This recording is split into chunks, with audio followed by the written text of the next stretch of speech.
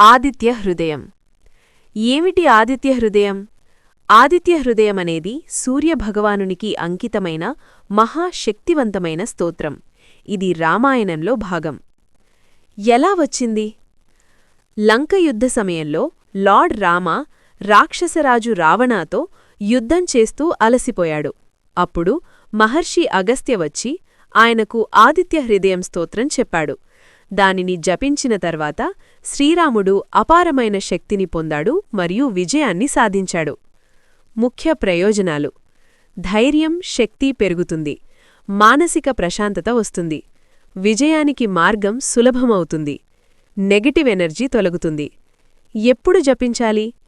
ఉదయం సూర్యోదయం సమయంలో, ఆదివారం రోజున ప్రత్యేకంగా, ముఖ్యమైన పనికి ముందు. చిన్న శ్లోకం: ఆదిత్య హృదయం పుణ్యం సర్వశత్రు వినాశనం. భావం: సూర్యుణ్ణి ధ్యానం చేస్తూ ఈ స్తోత్రం చదివితే మనలో ధైర్యం ప్లస్ విజయం ప్లస్ శక్తి పెరుగుతాయి.